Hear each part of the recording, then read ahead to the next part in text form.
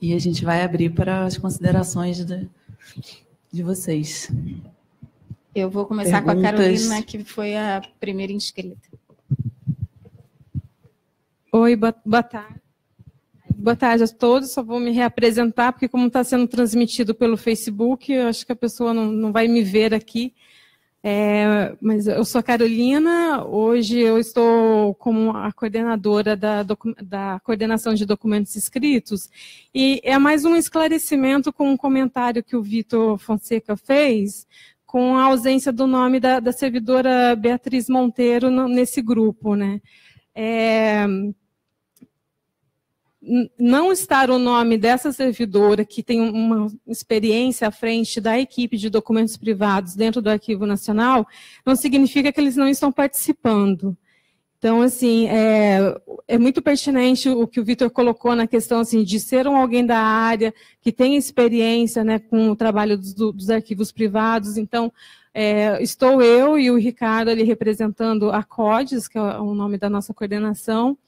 E, assim, eu sou arquivista, trabalhei também na equipe de documentos privados por 3 anos, tenho uma experiência não tão vasta como a da equipe, mas, assim, é só fazer esse esclarecimento da razão de não ter, porque ele citou o nome da servidora, né, só para colocar esse ponto. E o outro ponto, que é com relação ao que o Vitor colocou também, da questão do patrimônio documental do país, é como está escrito em nossa missão, né? A missão do Arquivo Nacional consta essa denominação do patrimônio documental do país.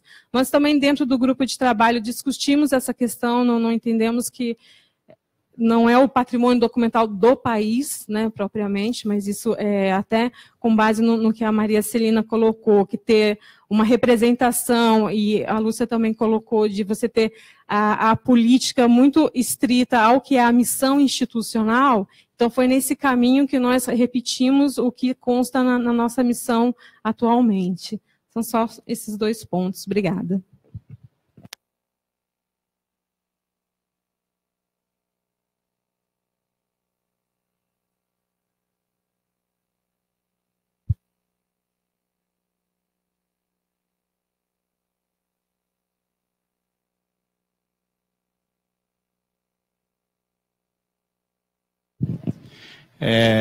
Boa tarde.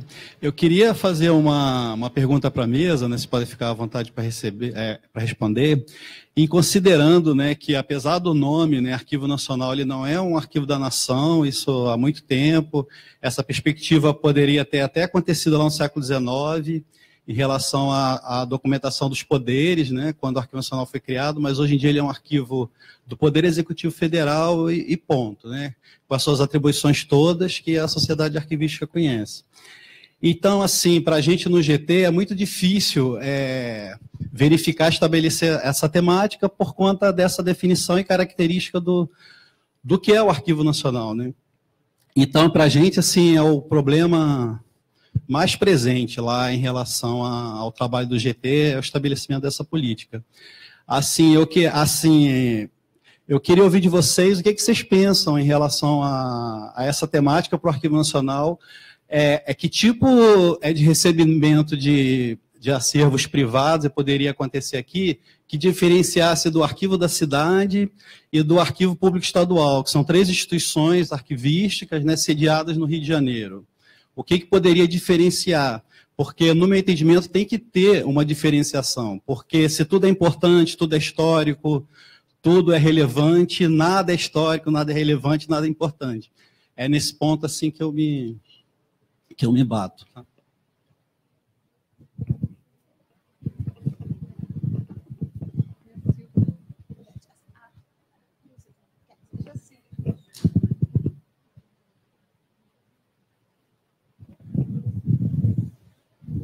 Eu gostaria de fazer alguns comentários, até com relação ao que o Sérgio está falando. Quer dizer, parece que o Arquivo Nacional está começando hoje a pensar essas coisas. O Arquivo Nacional sempre teve políticas, em todas as áreas. Eu acho que alguns erros e algumas fraquezas da instituição, e uma delas, talvez, nunca ter escrito um documento sobre isso e estampado na internet, né? Mas a década de 80, por exemplo, foi muito forte nesse sentido, em que o Arquivo Nacional era praticamente único, né? Enquanto instituição, você não tinha nada do judiciário organizado, o legislativo era pouquíssimo ainda, estava iniciando vários trabalhos com a Nilza Teixeira Soares, etc., e estabeleceu no Rio de Janeiro um acordo entre instituições. Quer dizer, eu acho que vocês são muito jovens e não lembram. Por exemplo, no caso do CPDOC, que você tinha todo o foco da década de 30, estabeleceu-se que você respeitaria a linha de acervo daquela instituição. No caso da Casa de Rui Barbosa, a linha de acervo era a dita República Velha ou Primeira República, entendeu? Então e o Arquivo Nacional, até com relação aos cartórios, também estabeleceu determinada linha e fixou que receberia até 60, porque havia também uma discussão sobre os cartórios, porque houve uma reação dos arquivos do Executivo, Municipal e Estadual, e uma tendência em todo o Brasil de devolver a área do Judiciário porque se sentiu impossibilitado. Então, tudo isso é um contexto em que vai gerar uma lei de arquivo complicada com aquela afirmação, que gerou vários problemas com seus pares, né? Com o Arquivo Histórico do Exército, com o Arquivo do Itamaraty, com não sei o que lá. E o que me consta, isso já até voltou a ser consertado, né? Sabendo que eles não estão na mesma posição, entendeu? Então, a própria lei criou conflitos de entendimento de que você tinha o Arquivo Nacional, o Arquivo do Itamaraty, o Arquivo do Exército, etc., na mesma posição. Então, o Arquivo Nacional é muito maior do que isso. Agora, quando você, a meu ver, né, quando você estabelece a questão do Executivo, você também tem que ter um foco. Você cria uma linha de acervo em que você tem que tudo fazer. Então, volta aos arquivos privados. Os arquivos privados, se uma das falhas do Arquivo Nacional não é ter consolidado esse texto, porque sempre teve, né? Inclusive, uma das coisas, por exemplo, eu me lembro um arquivo que foi perdido, que eu não sei que fim levou, era de uma associação que tinha de umas senhoras na Rua da Constituição, ou na Rua Buenos Aires, eu não me lembro mais nem qual era a rua, né? Na Buenos Aires. Então, eles tinham um acervo antiquíssimo, né? Então a preocupação do Arquivo Nacional foi exatamente caminhar para o Arquivo Geral da Cidade, quer dizer, submeter o Arquivo Geral, aquela demanda, eles estavam com um acervo riquíssimo, todo o arquivo contábil, etc., toda a história da associação. Isso, início da década de 90, né? E aí, o Arquivo Geral da Cidade recusou, né? O Arquivo do Estado recusou e o Arquivo Nacional não recebeu, entendeu? Então, você perde as coisas. Então, é claro que você vai pensar o seguinte, olha, se é uma coisa típica da cidade, né? Tem interesse da cidade, ele já tem um determinado tipo de acervo, é natural ao ser humano, que está trabalhando, não está competindo, não está rivalizando, porque mudou também esse quadro. Que atualmente a gente tem altos e baixos, né? Eu acho que já teve uma época que, por exemplo, o Arquivo Nacional brigava muito ao contrário, né? Fiocruz competia muito com o Arquivo Nacional, né? Então, agora já estamos embaixo, já estamos tudo bem, assim, está tudo mais ou menos, mas... Então, quando você não está rivalizando, você está num contexto de coparticipação, de solidariedade, etc., é claro que você encaminha, é claro que você conduz isso. Então, você tem uma linha. O problema do Arquivo Nacional é que ele é nacional mesmo. Ele é muito mais do que uma coisa pequena, ele é muito mais que o arquivo local, ele é muito mais que o arquivo estadual, e ele tem pontas para todos os lados. Então, a cada momento que você, por exemplo, Memórias Reveladas, surge Memórias Reveladas, ele abre uma opção de pontas com relação ao período do regime militar, seja de esquerda ou de direita, desaparecido, não desaparecido, torturador, não sei o que lá, e que o Arquivo Nacional... O erro, além de não consolidar as coisas em documento, o erro é o Arquivo Nacional não ser agressivo nessas coisas, ele não parte, ele não faz, ele não toma iniciativa, ele é muito passivo. E isso também reflete na própria ação de recolhimento. Entendeu?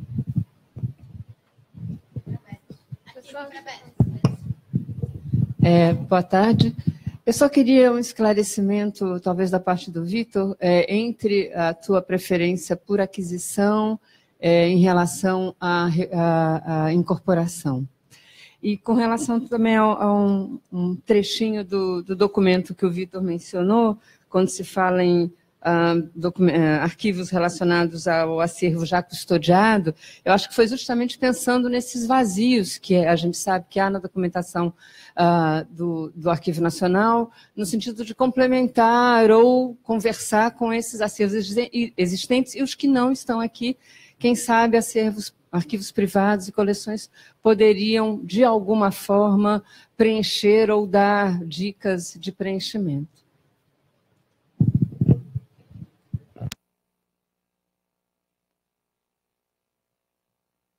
Eu queria falar umas coisas. Eu queria fazer umas perguntas também. Tem todo direito. Várias. Bom, eu queria perguntar para a Aline. A COC incluiu na política a entrada por compra. Eu queria saber se vocês fizeram lá essa discussão do mercado, enfim, de não acirrar mercado, desse tipo de bem, sobre a compra de acervos. Se vocês fizeram essa discussão lá. Eu concordo com a Aline quando ela falou que a visita técnica de análise preliminar do acervo a ser doado é uma etapa assim, extremamente importante do processo de doação, né?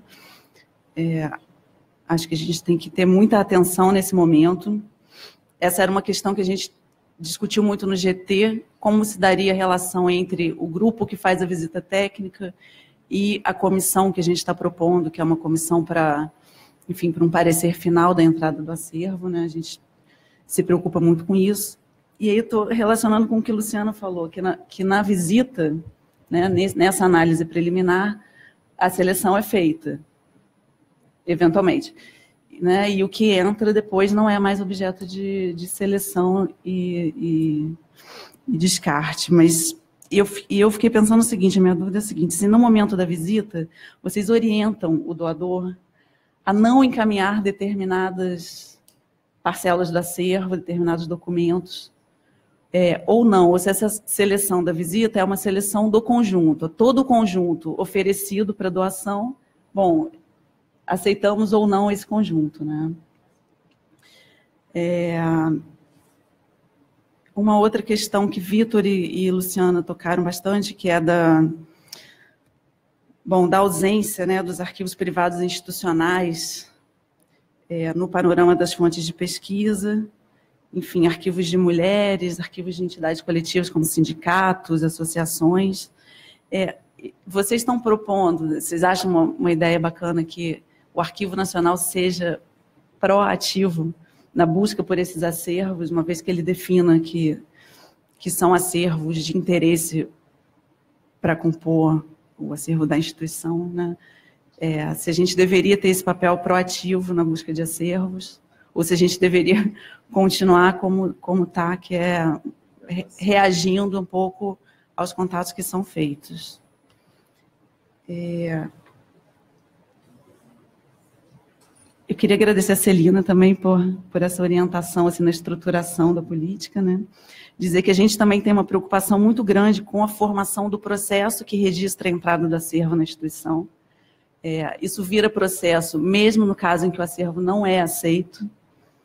E eu, por exemplo, se eu for tratar um acervo, a primeira coisa que eu faço é pedir o processo que registra a entrada dele, porque eu acho que ali a gente entende um pouco da história, enfim, da história arquivística mesmo, de como esse acervo veio parar aqui, quem são as pessoas que participaram da formação dele, né? Enfim, como ele foi construído e como ele entrou aqui na instituição. Acho que esse é um momento importante e a gente tem que ter essa preocupação mesmo. Assim. E se você sugere como um glossário a questão da precisão conceitual.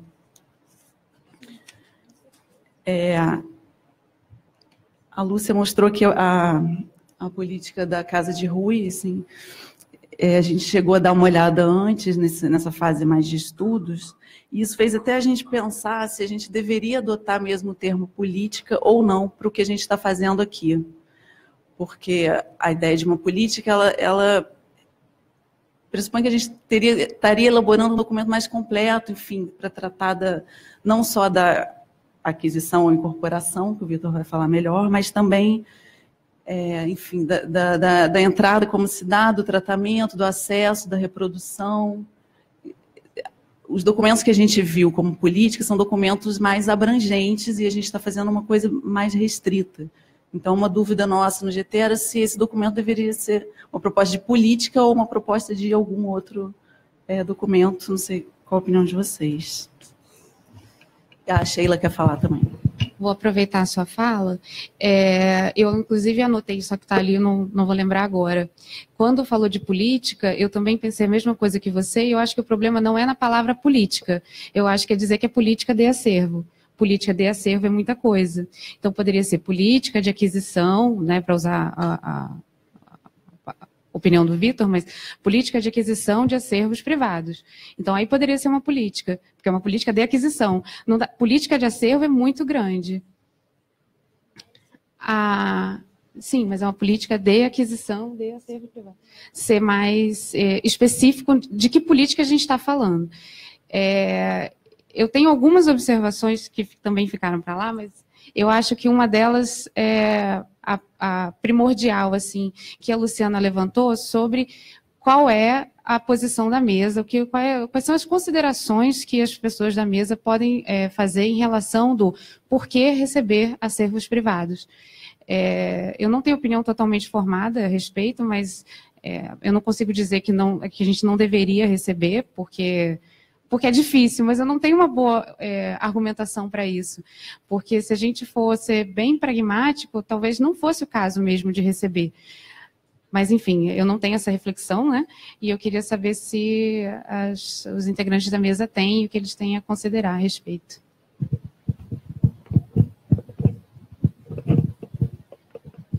Mais alguém?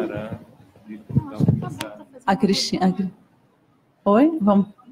Querem dar uma parada? Tá. Então, beleza. A gente está acumulando muitas questões. Beleza. Então, a gente faz uma rodada aqui e depois volta para... Oi? Tá, a gente combinou eles respondem e depois a gente volta para uma outra rodada. Quem quer começar?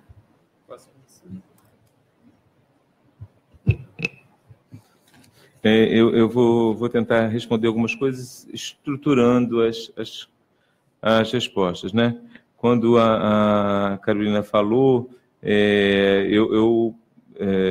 Carolina, é aquela questão, eu falei na questão da presença das pessoas mais ligadas. Eu falei do nome da Bia, como também eu acho que numa área de política de aquisição, de acervo privado, alguém da área de biblioteca vai ter que estar presente, alguém da área de preservação, entendeu? Além, né, de outras pessoas que colaboram por outras razões.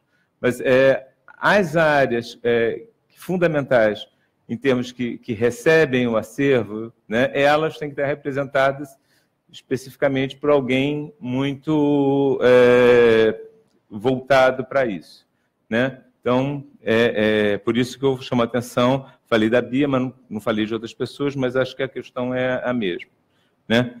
Sobre a missão, a questão é o seguinte, o problema é que isso aqui não é o que a lei diz, entendeu? Então, se o arquivo decide pensar isso como missão, está ultrapassando o escopo legal determinado e avançando em áreas que não são exatamente porque a questão do patrimônio documental, né, primeiro, ela é muito maior do que o patrimônio arquivístico.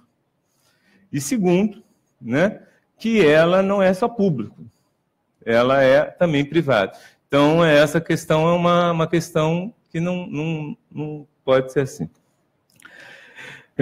A observação do Sérgio, eu acho que, Sérgio, os arquivos vivem esse dilema de serem, ao mesmo tempo, nacionais e serem do Estado, né? Quer dizer, enquanto instituições públicas, né? E esse dilema, de certa forma, é o que levou à abertura para os arquivos privados, né? Porque era exatamente uma maneira de tentar ser nacional, embora seja uma instituição do Estado. Por quê? Porque o privado também é muito o indivíduo, né? A instituição privada, etc., ela é muito mais frágil em termos até da sua permanência. O Estado, teoricamente, todos esperamos que o Estado fique sempre existindo, né? Então, dá estabilidade também para a guarda dessas coisas. E essa documentação vem, de certa forma, se relacionar e complementar a documentação pública, nessa visão clara de que a sociedade não é só o Estado, né? De que o que é nacional não é só o Estado. É o Estado e a sociedade, né? E, portanto, responde a isso. Então, voltando um pouco até o que a Sheila falou, Sheila, eu pessoalmente defendo que o Arquivo Nacional deveria... Cadê a Sheila? Então, deveria continuar recebendo os arquivos privados. Acho que isso é importante, acho uma redução não receber, né? Agora, obviamente, essa situação leva a uma necessidade de estabelecimento de políticas de aquisição, de uma série de outras coisas nesse sentido. Não recebê-los de certa forma, me parece, empobrecer a instituição e não ter essa coisa que é super importante, que é a relação entre o Estado e a sociedade, né? Porque essas coisas, elas não só... Elas se complementam, mas elas se imbricam, elas se relacionam tão constantemente, né, que é uma tentativa dessa reconstrução daquilo que a gente acha fundamental, que é a própria situação do patrimônio e tudo mais. Com relação à palavra que a Beth falou, Beth, a palavra incorporação ela está relacionada a um termo em inglês que chama accrual. Accrual tem muito a ver com o ingresso de acervos, a continuação de ingresso de acervos de entidades em funcionamento. Seria, então, os fundos abertos, não é? Quando você tem um novo ingresso, isso é, em inglês, accrual, que seria uma incorporação. A palavra aquisição, ela tem essa ideia da entrada, né? Independente de até ser uma incorporação ou ser uma coisa completamente nova.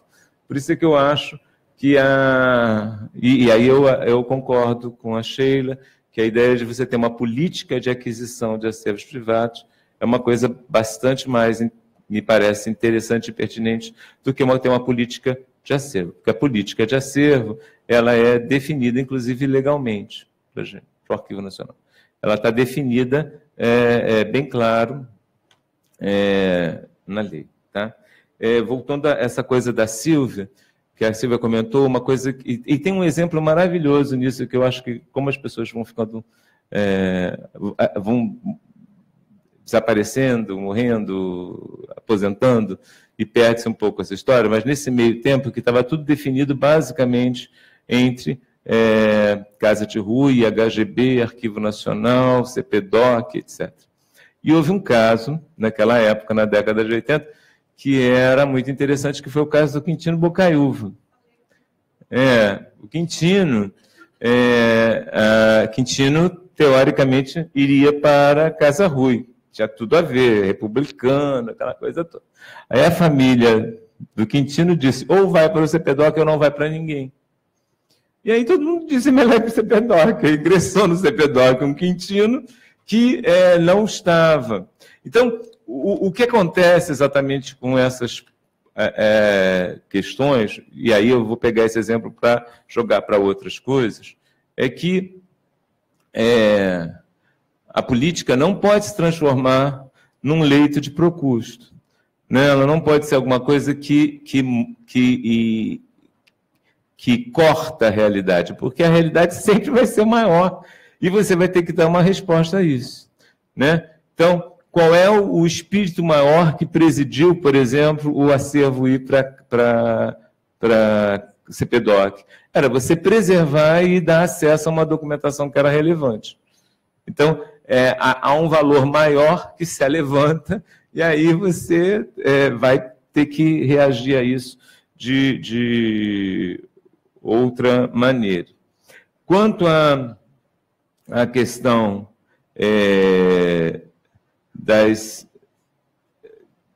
da questão da compra, eu defendo vigorosamente a manutenção da política. Isso não significa nenhum tipo de crítica a outras instituições que eventualmente comprem, né? O Arquivo Geral da Cidade compra. A gente acabou de saber aqui que também o COC eventualmente permitiria a possibilidade de compra. Não, não é exatamente, mas eu vou falar não. Mas ao Arquivo Nacional houve uma posição política definida sempre, claramente, de que ele não comprava documentos. E isso me parece um valor, né? Não porque os documentos não tenham valor, porque a gente tem uma ideia de que patrimônio não tem valor, e a gente insiste nisso, politicamente. E eu acho que tem que insistir, a gente tem que insistir que patrimônio, né, não tem valor. Mas, de fato, tem, e tem muitos momentos concretos, inclusive, que tem. Né? Você vai fazer uma exposição e você vai ter que atribuir um valor a um documento para pagamento de seguro. Não há solução, a gente faz isso. Agora, uma coisa é essa realidade existir, e a outra coisa é a gente, ao trabalhar com a questão da compra, estimular um mercado, que é um mercado extremamente complicado, de roubo, de transações ilícitas, de fragmentação, que são coisas que vão contra os valores que a gente defende. Então, é por isso que a gente politicamente afirma que não compra. E eu, particularmente, defenderia isso, continuaria defendendo essa coisa. Finalmente, eu diria a Aline que, Aline, eu sou partidário, efetivamente, de uma política, uma comissão, inclusive, que tenha um papel proativo em termos da aquisição, né? Que identifique situações, identifique arquivos, identifique coisas. Por exemplo, eu fico pensando, né? A gente aqui formalmente sempre fez isso, né? Casos, assim, ministro da Justiça está mais velhinho, não sei o quê. É interessante mesmo procurar a família, procurar a pessoa e dizer, olha, você não quer doar o seu acervo, etc. Tá? Outras entidades, eu acho da mesma maneira. É importante você manter um certo radar para essas coisas e dizer, porque efetivamente, né, há duas situações muito claras com relação a esses arquivos, tanto privados pessoais quanto privados de entidades coletivas. Né?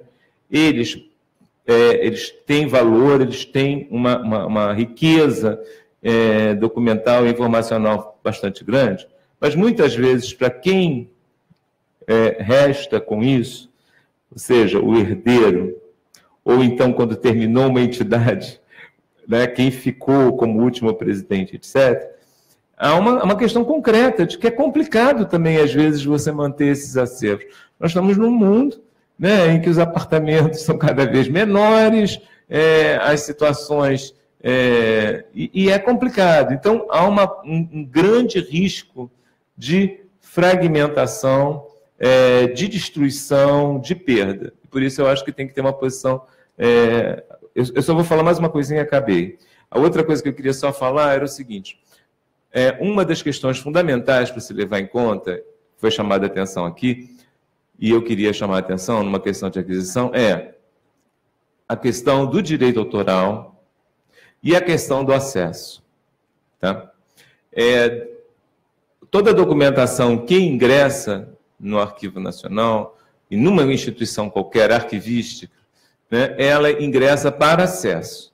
Então, condições de restrição são já um problema bastante grave e devem ser diminuídas ao máximo, ou seja, aceitar documentação que vai ter restrição de acesso por longo tempo, por exemplo, essa coisa de 100 anos que a Lúcia falou aqui, desculpa, Lúcia, eu não consigo nem pensar ter uma restrição de alguma coisa por 100 anos. Eu entendi que vocês estão julgando por causa da questão...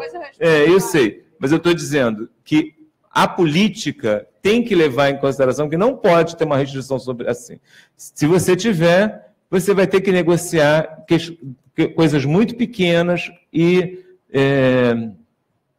prazos muito menores. Entendeu? E a segunda coisa é a questão da propriedade intelectual. Né? Você tem coisas de propriedade intelectual que passam por dinheiro, por valor, que tem que ser pago, e aí é complicadíssimo, é o caso de fotografia, essas coisas assim, e há outros casos que não, que é simplesmente a referência, o que é, digamos assim, do ponto de vista metodológico, uma obrigação de qualquer usuário, que ele referencie que o documento tal é de autoria de tal pessoa, etc, etc. Entendeu? Agora, documentação com problemas de direito autoral, não que isso impeça, mas devem ser bem analisadas para que a gente também não tenha, para que quem recebe não tenha um problema depois de difícil, se não cai na mesma coisa, entendeu? Você acaba tendo e você tem uma restrição. E aí é muito complicado, porque a vocação dos arquivos, de todos os arquivos, é a vocação da abertura plena, né? Toda e qualquer restrição, ela é considerada, ela deve ser considerada algo que é excepcional e limitado ao máximo por um prazo, limitado a um prazo mínimo, entendeu? Ao mínimo que se possa atender do ponto de vista legal. Não tem mais nada a falar. Passo para quem? Aline, quer responder? Bom, com relação à compra, esclarecendo, o nosso documento, o nosso programa, ele apresenta as modalidades e logo em seguida ele diz, aqui na casa a gente trabalha com doação, mas ele apresenta as modalidades. No caso desse exemplo que eu passei do Araquém, do fotógrafo Araquém, foi comprado e foi doado, e toda a documentação dessa compra está anexa ao termo de doação. Foi comprado por... Não foi comprado por nós, tá? Mas se foi comprado para nos doar, tem uma relação muito próxima essa doação aqui conosco. Então é diferente, mas e é importante que a gente incorpore ao termo de doação essa situação. E o documento, na verdade, ele apresenta as formas mais comuns, as formas de incorporação.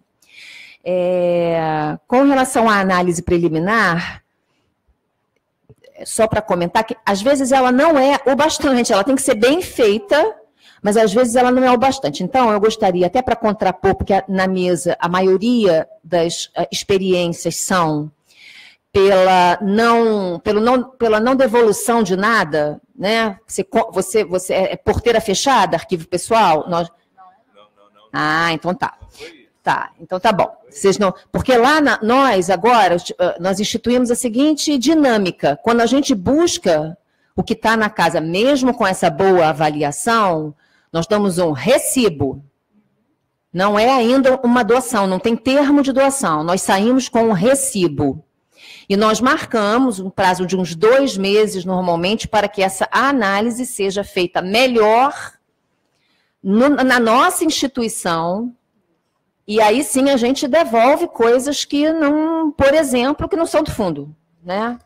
Ou outro fundo dentro, então, pode ter de tudo. Isso a gente faz e a gente está gostando muito de fazer isso.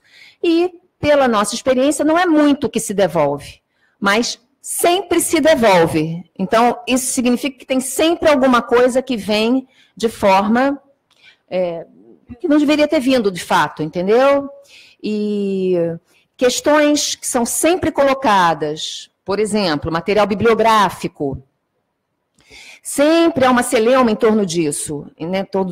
O que é, na verdade, representativo de interesses de estudo, de interesses de leitura e que contribuíram para uma formação, do que é simplesmente coisas de casa que acumuladas, né? Você tem, enfim, a gente nunca consegue saber como valorar o que na verdade, contribuiu, né, para que o titular tivesse gosto pela leitura. De repente, né, Robin Hood contribuiu na adolescência.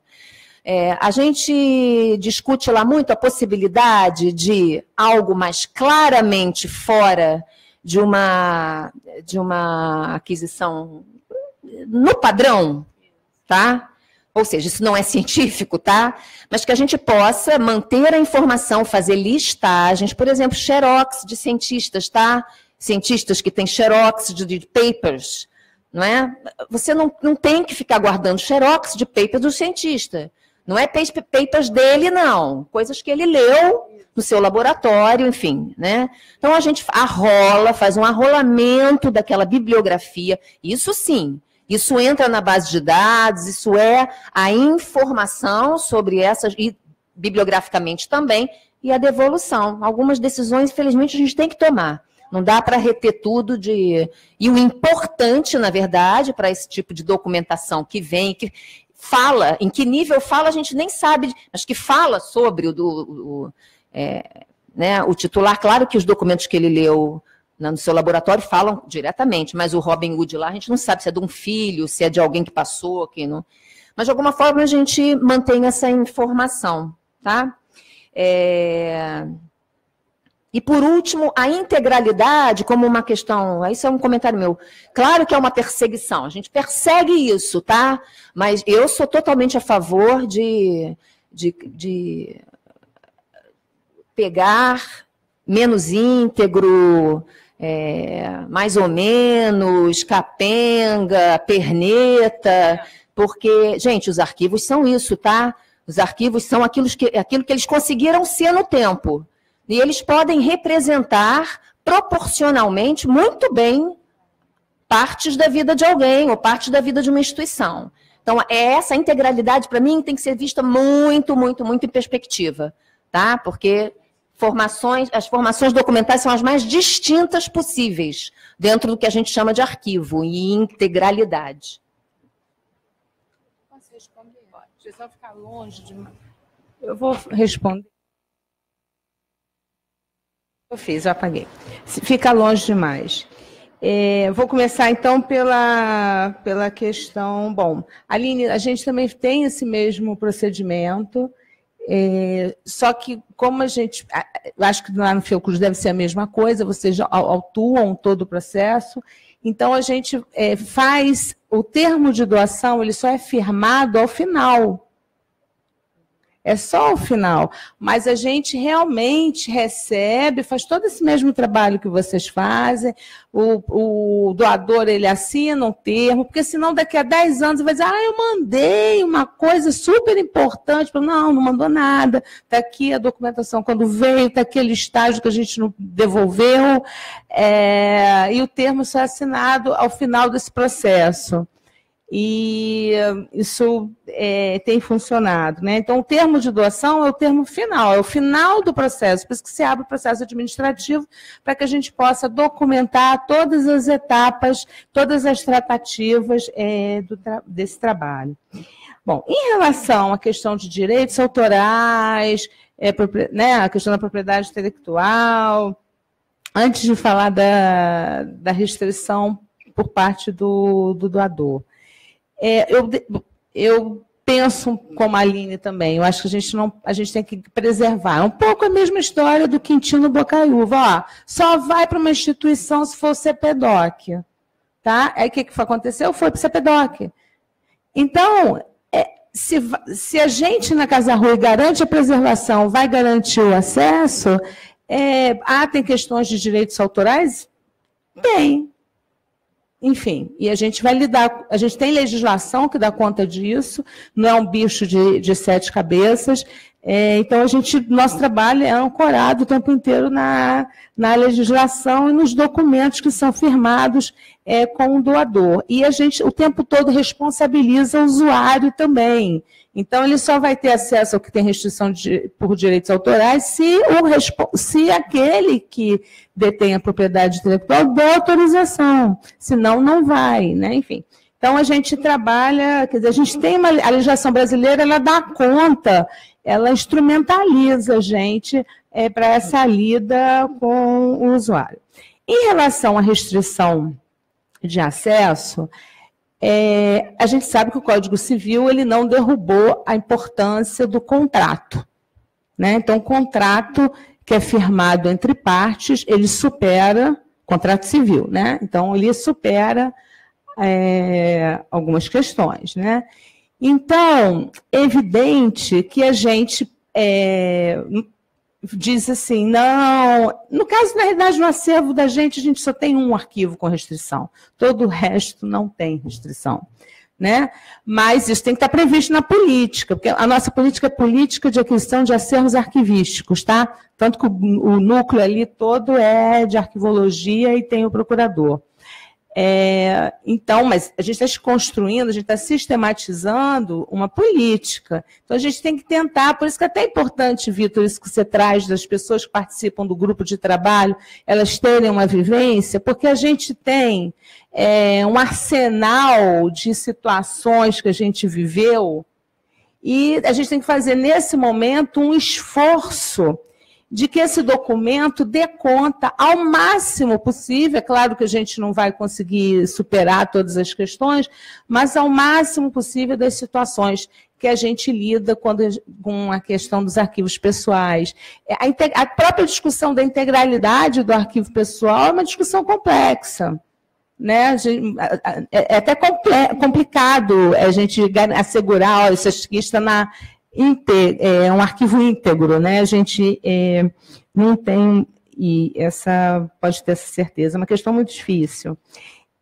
Em relação à questão do Arquivo Nacional, eu concordo com o Vitor. Assim, a Lei 8.159 ela existe. Ponto. Ela diz que o Arquivo Nacional foca no Poder Executivo Federal. Não é isso? É o que está escrito lá. Então, essa é a prioridade do Arquivo Nacional. Esse é o Arquivo Nacional que a gente tem. Não é? Eu acho que, como a Luciana viu, o Arquivo da Austrália não recolhe, o Arquivo do Reino Unido também não, mas eles têm um tremendo portal que vai te remeter para todas as instituições que trabalham, eles têm um software, uma coisa toda padronizada, e você vai, após não sei quantas mil páginas, né, mas você consegue localizar um inventário daquele arquivozinho, daquela universidade pequenininha. Então, eu acho que tem as tradições locais, mas eu sempre bato na tecla da capacidade instalada. Né? Quer dizer, a instituição, a prioridade dela é aquela.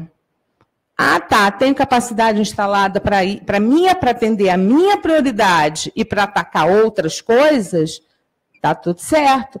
A gente tem uma relação institucional muito boa, né? Então, tem tantas instituições. O Brasil ele tem, né, instituições públicas que focam nos arquivos privados. Enfim, eu particularmente, eu sou legalista, eu acho que tem que ser dessa forma. Se tem capacidade instalada para atender o Poder Executivo Federal, recolher do Poder Executivo Federal, e tem capacidade instalada para receber arquivos privados, aí eu acho que está tranquilo. Respondi tudo? Acho que sim. Respondi?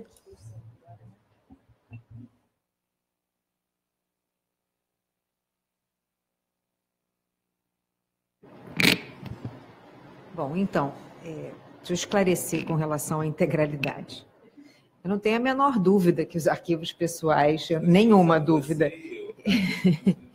Não tenho a menor dúvida que os arquivos pessoais eles são o resultado do que foi acumulado, guardado, preservado. Isso, você sempre fala isso, que os públicos também.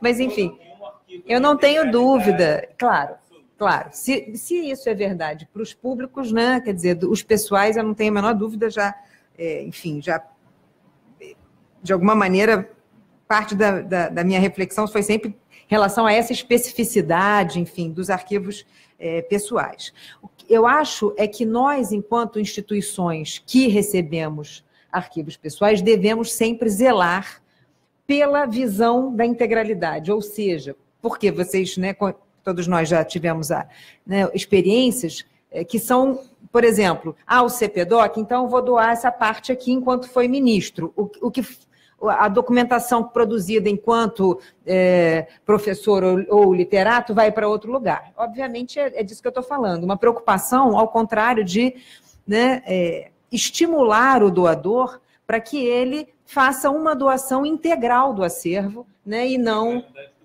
Isso, do fundo, claro, isso, né? Então, isso é a primeira questão, né?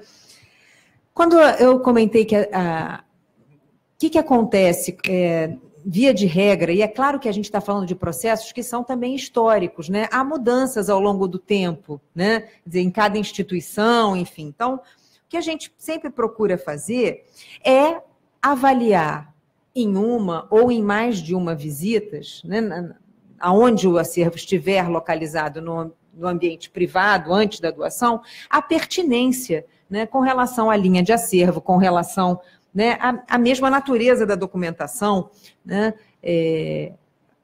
para que a doação se faça. No nosso caso, nós não temos esse procedimento, que pode ser bem interessante. Enfim, eu nem conhecia essa possibilidade de você fazer uma primeira checagem que é feita na instituição e depois se devolve, enfim, se faz um ajuste. Pode ser uma coisa interessante a pensar, enfim, uma experiência para conhecer.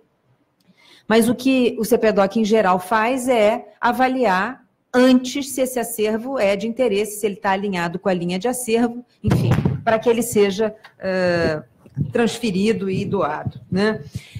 No nosso caso, o que é também motivo de, enfim, sempre de questionamentos, de discussões, é essa dimensão da biblioteca, né, que em algum momento, exatamente avaliando os recursos e as condições de receber os acervos, definiu-se que os livros que seriam recebidos integrando o arquivo pessoal seriam ou aqueles escritos pelo titular ou aqueles que tivessem uma relação muito direta com as atividades por ele desempenhadas, né? É claro que a gente pode perder, nesse sentido, uma dimensão da personalidade, sim, mas foi um critério, né? Outro foi, que também foi muito já discutido, e que se deveu um critério que foi estabelecido num determinado contexto, quando os arquivos privados de homens públicos incorporavam muitas vezes enormes volumes de clipping de jornal, né?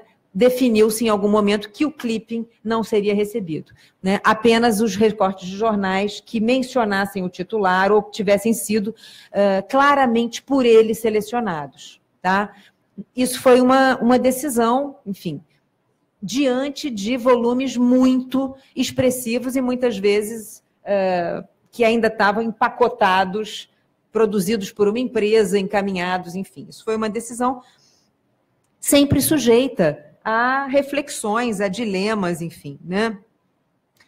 Eu lembraria, quando a gente fala de arquivos, né, institucionais, de sindicatos, etc., né, fiquei pensando no arquivo do Edgar Lauenroth, né, que é um arquivo voltado para a história social do trabalho, né? Nós temos isso, mas não temos algo do porte de um arquivo do mundo do trabalho, que é um pouco diferente, né?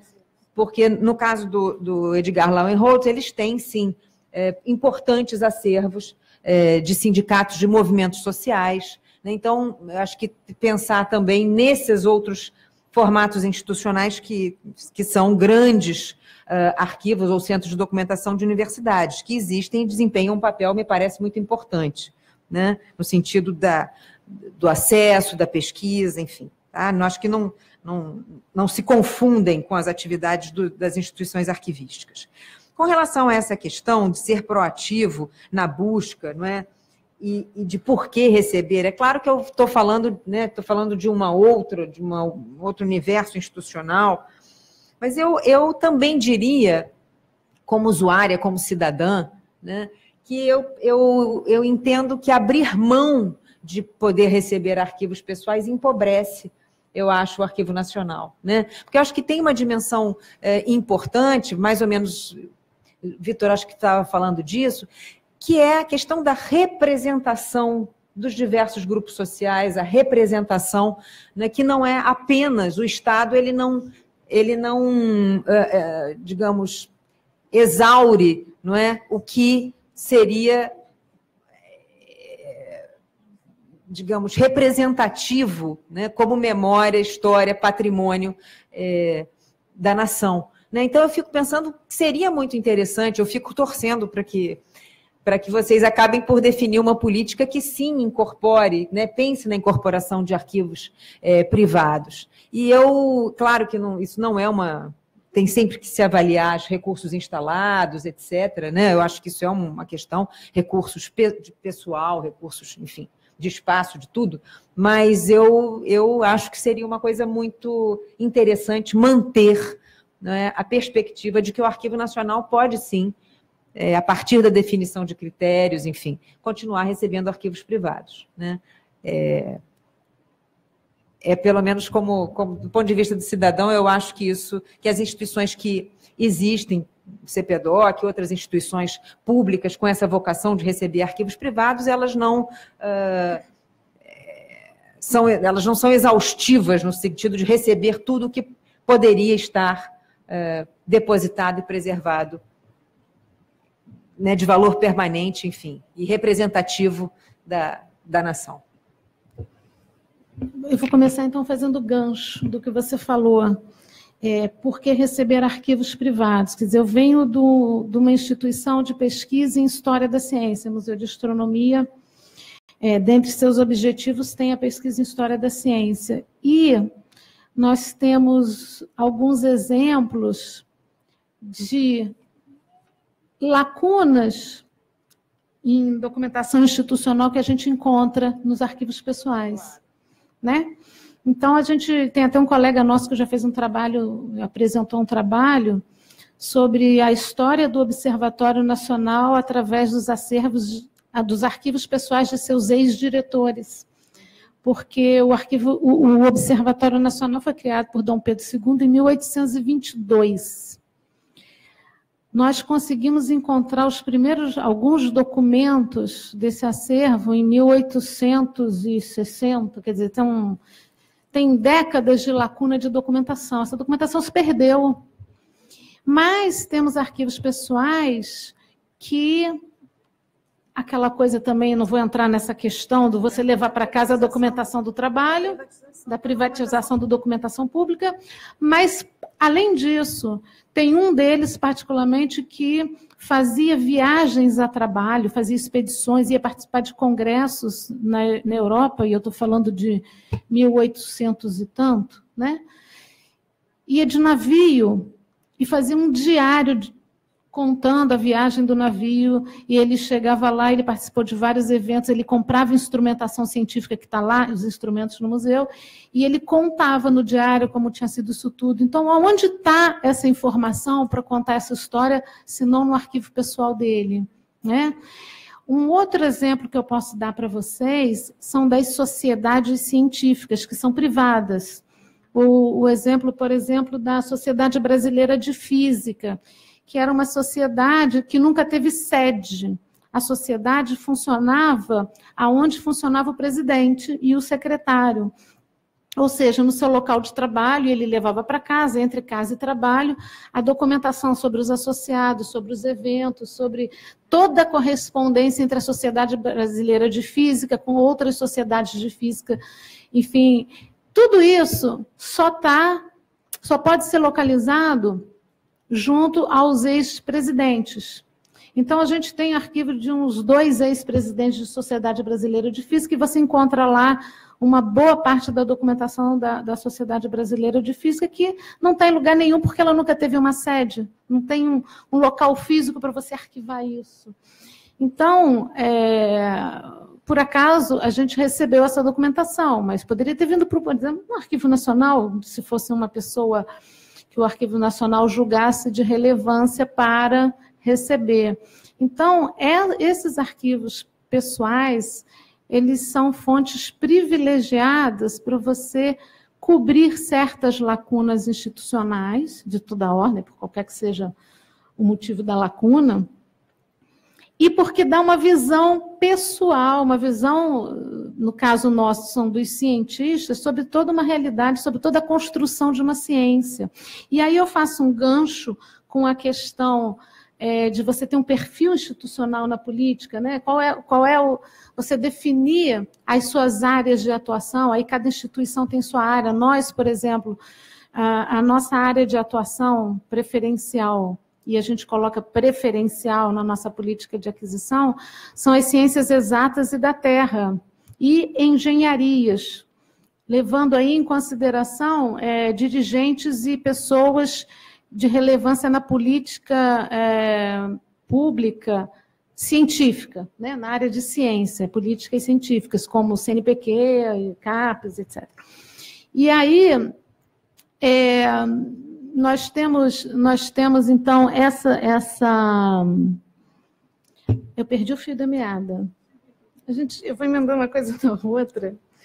Os arquivos dessas pessoas que estão ligadas a essa área e ciência, e, portanto, até das atividades... Não, eu estava falando da área fim, né? Você definir a área prioritária. Então, a nossa área prioritária é essa. Na nossa política, a gente coloca ela como prioritária, porém, a gente abre um espaço para, eventualmente, receber arquivos de uma outra área, desde que seja uma relevância registrada. A gente justifica essa relevância. Então, vou dar um exemplo para vocês.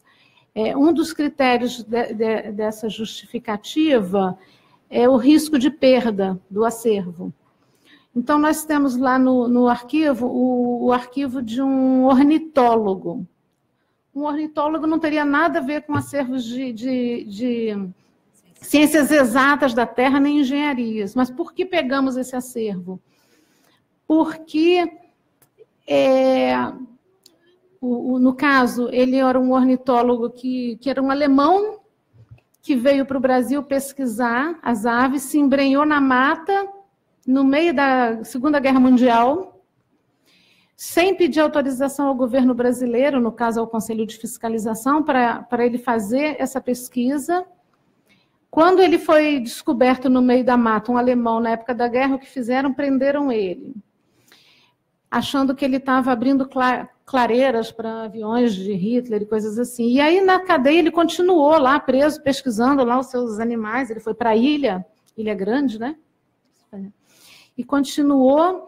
Depois ele foi solto, ficou completamente apaixonado pelo Brasil, continuou pesquisando as aves. E ele fez um estudo profundo das aves brasileiras e publicou um livro que até hoje é considerado, ele é considerado o pai da ornitologia brasileira, e esse livro até hoje é, digamos assim, a Bíblia dos ornitólogos brasileiros. Ele tem toda essa... Enfim, eu estou contando isso tudo para dizer o seguinte: ele não tinha filhos herdeiros, ele tinha um casal, ele e a esposa eram um casal de alemães próximos e vizinhos, e ele deixou esse acervo dele, esse arquivo dele, para essa pessoa. E ela não tinha condição de lidar com esse acervo, e só quem se interessou, ela tentou algumas instituições que seria da área de interesse, né, da ornitologia, que nenhuma se interessou, e só quem se interessou foi a Alemanha. Esse arquivo estava sendo oferecido por compra pelo governo alemão. E aí um pesquisador do MASP tomou conhecimento disso e falou: olha, ela vai vender para a Alemanha, esse acervo vai para a Alemanha. E aí o MASP falou assim: não vai para a Alemanha, então a gente recebe. Então nós recebemos esse acervo, está em organização, ele já está sendo consultado, e não nos arrependemos disso. É uma exceção e está lá. Tá? E foi doado, não foi comprado. Então a gente evitou que um acervo fosse um patrimônio nosso importante, fosse para a Alemanha. Então, esse foi um caso. Com relação à compra de acervos, nós temos uma única experiência de compra de acervo, que foi um arquivo comprado num sebo, pelo diretor do MASP, o Ronaldo Mourão, que é o do Olímpio da Fonseca, que é um médico, que também não tem nada a ver com ciências exatas e da terra, né? Que foi um pesquisador do Instituto Oswaldo Cruz. Mas tem uma história de família que isso também é comum de se achar nos arquivos pessoais. A pessoa morre, os herdeiros, quando é filho, o filho ainda tem um pouco de consideração com o pai, vai sendo neto e bisneto aí. Mas, enfim, no caso específico do Olímpio da Fonseca, ele tinha um filho médico. Ele tinha 2 filhos, sendo um médico. Então, a documentação dele ficou com esse filho médico uma parte. e a outra parte ficou com outro filho que não era médico. E não sei por que razão, o filho médico é que vendeu para o sebo uma parte da documentação. E aí, o diretor do museu, quando ele viu essa documentação, ele adquiriu no sebo, quer dizer, se ele não comprasse, qualquer outra pessoa poderia comprar. E comprou também uma coleção de gravuras do Pedro Nava, que o Pedro Nava estava recolhendo gravuras de medicina, porque ele queria escrever um livro sobre a história da medicina. Então, são só gravuras médicas. Ele comprou, esses 2 acervos foram comprados. Quando o outro filho do Olímpio da Fonseca soube, porque nós entramos em contato com a família, que esse acervo tinha sido, uma parte do acervo tinha sido comprada no sebo, ele foi e ofereceu a outra parte. Que era, quer dizer, a primeira parte tem muita fotografia, porque o Olímpio da Fonseca, ele fez médico sanitarista, ele fez expedições para o Oriente, estudando doenças tropicais. Então, um acervo muito rico em fotografia, são mais de 800 imagens. E o filho dele, então, doou diplomas, medalhas, placas comemorativas e uma série de objetos que nós recebemos junto com os arquivos, né? Então, foi a questão da reintegração, né? Um acervo que foi esquartejado, depois a gente juntou. E essas experiências, para nós, assim, na nossa política de aquisição, nós colocamos muito claramente que nós recebemos um arquivo qualquer que seja o suporte e recebemos idem objetos e documentos bibliográficos que tenham relação quase que orgânica. A gente não coloca essa palavra. Nós somos um museu. Eu quero até colocar um outro exemplo. Nós temos uma pedra de urânio no nosso acervo arquivístico, e ela não está guardada na reserva técnica, sendo administrada pela área de museologia. Ela está lá no arquivo conosco. Essa pedra, ela é parte integrante do arquivo, e eu vou explicar porque nós recebemos instrumentos científicos. Os instrumentos científicos, eventualmente, eles vêm, eles fazem parte do nosso inventário, eles são descritos museologicamente no nosso inventário, mas eles ficam na museologia junto com os demais instrumentos científicos. Mas essa pedra ficou conosco, porque o pessoal da museologia diz: pedra é acervo de história natural, é museu nacional, não tem nada a ver com a gente, não queremos. Mas esse acervo é a história de um pesquisador. Eu estou falando muito, desculpa. Eu só termino aqui. A gente abre para mais uma rodada. Tá. Então, vale a pena falar isso? Não acontece o caso da pedra? Quero saber a história. Eu falo rapidinho, porque às vezes eu me empolgo e vou embora. A história da pedra é o seguinte: quando o CNPq foi criado, mandou vários cientistas. Eu vou uma pedra no meio do caminho. Não é assim, tinha uma pedra no meio do caminho, ela está guardadinha, não está no meio do caminho. O CNPq mandou vários cientistas, porque a gente também tem um arquivo do CNPq, então tudo agregado ao CNPq, em tese, nos interessa, faz parte da nossa política de aquisição. Esse cientista ele foi mandado para estudar na França, isso eu estou falando do início da década de 50. Ele foi mandado na França para estudar como se procurar urânio no território brasileiro, porque a política de governo brasileiro era criar uma usina nuclear no Brasil. Mas para você criar uma usina nuclear, você precisaria ter jazida de urânio para alimentar essa usina, e a gente não tinha o suficiente. Então, o CNPq financiou a ida de vários cientistas, cada um foi para um lugar, esse especificamente foi para a França, estudou lá, passou um tempo, voltou, foi a campo procurar jazidas. Até que ele encontrou uma jazida, e aí ele encontrou a primeira pedra de urânio nuclearmente pura no Brasil. Então, ele tem um relatório da pedra, ele tem toda a documentação que registra a busca dele por essas jazidas. Então, ele tem a descrição da pedra, ele tem tudo da pedra no arquivo. E aí a doadora, que era filha dele, falou assim, vocês vão querer a pedra? Eu falei, mas claro, ela está toda contextualizada, ela faz parte integrante desse acervo. É uma relação orgânica com aquela documentação. E nós somos um museu, né? Então, assim, nós não temos restrição para receber, desde que aquele objeto ele tenha uma relação intrínseca com aquela documentação, assim como os instrumentos científicos que são de uso do cientista, ou até desenvolvidos por ele, a gente também recebe. Eu vou parar por aqui, porque eu já falei muito. A gente volta. Tá, deixa eu só passar aqui para o Vitor, que ele já estava inscrito antes da gente, Lúcia, falar, e a gente abre. Não, eram duas coisas muito rápidas. Uma é o seguinte, que a questão dessa seleção e tal, eu já tive um caso, por exemplo, de um ingresso de um determinado arquivo privado, não foi aqui no Arquivo Nacional, mas foi que eu fui ajudar uma outra instituição a receber, e a pessoa, por exemplo, estava passando determinados documentos que eram documentos extremamente complicados para se ter. Eram documentos relacionados a dinheiro, com assinaturas, etc., e discussões intestinas familiares sobre divisão de dinheiro. Não cabia, não fazia o menor sentido ter aquilo num conjunto de acervo que era uma outra coisa completamente diferente.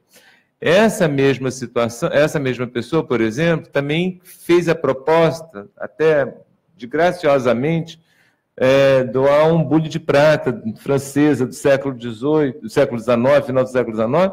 Eu disse para ela, não faz sentido, é um tipo de peça que não teria nada a ver com a situação. Então, você elimina, né? Você diz, olha, não faz sentido, né? Isso aqui, embora ela dissesse para mim, minha filha não vai querer, porque detesta a prata, então a senhora vende e vai visitar seu neto na França, porque isso aqui dá um bom dinheiro.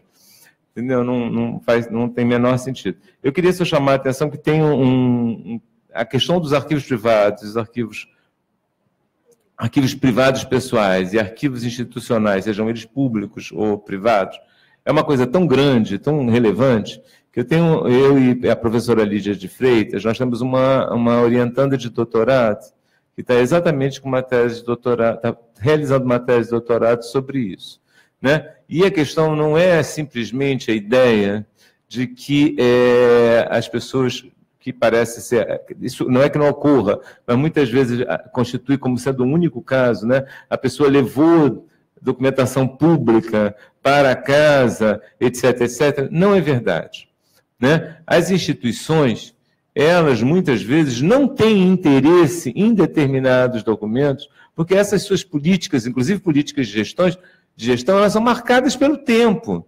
Então, numa determinada época, por exemplo, a instituição pode dizer assim, eu não quero caderneta de campo, eu quero o relatório final que você manda. E o indivíduo fica com as cadernetas de campo todinhas, né? E um dia isso chega. E, na verdade, as cadernetas de campo, elas completam aquele acervo que, por exemplo, poderia estar num arquivo público, e não é roubo, que é outra coisa. A gente tem que parar de achar que todas as coisas que acontecem, não. Muitas vezes não houve interesse na instituição. E no âmbito privado existe, né? Porque o âmbito privado, muitas vezes as pessoas guardam, porque aquilo está intimamente ligado à sua vida, né? E esse afeto que você coloca no seu trabalho, naquilo que você faz, acaba por transbordar para os documentos relacionados àquilo que você guarda. Né? Coisas que numa instituição teria até sido eliminada. Então, arquivos privados e arquivos pessoais e arquivos institucionais, eles muitas vezes se relacionam. E são fundamentais. Eu vou dar um exemplo aqui concreto para acabar com essa discussão, vou mostrar uma coisa fundamental. Né? E porque é um daqueles argumentos assim, finais. É o caso do Senta. Quer dizer, quando, em 88, se decidiu que se pagava uma pensão, né, para os soldados da borracha, onde é que se foi conseguir informações para listar as pessoas que tinham direito? Meu nome do homem, Paulo de Assis Ribeiro. No arquivo do Paulo de Assis Ribeiro. porque a documentação do SENTA, até hoje, parcialmente, se sabe de partes em alguns lugares, mas ela não foi preservada pelo próprio poder público. No entanto, o Paulo de Assis Ribeiro guardou. E isso foi reconhecido, inclusive, com valor jurídico para pagamento das pensões. Entendeu? Então, não é uma coisa assim... Isso é... Eu acho que o Paulo Assis Ribeiro aí é um troço. É tão pesado isso. Você pensar que as pessoas só ganham, né? Uma boa parte das pessoas só conseguiram a pensãozinha lá, determinada por lei, pela Constituição, por terem trabalhado como soldados da borracha, a partir de uma documentação privada que estava aqui no Arquivo Nacional, de uma pessoa que participou. E que guardou, porque ele participou disso. Né? Como a gente guarda. Muitos de nós, você vai se aposentar, você não vai ter relatórios que apresentou no CPDOC.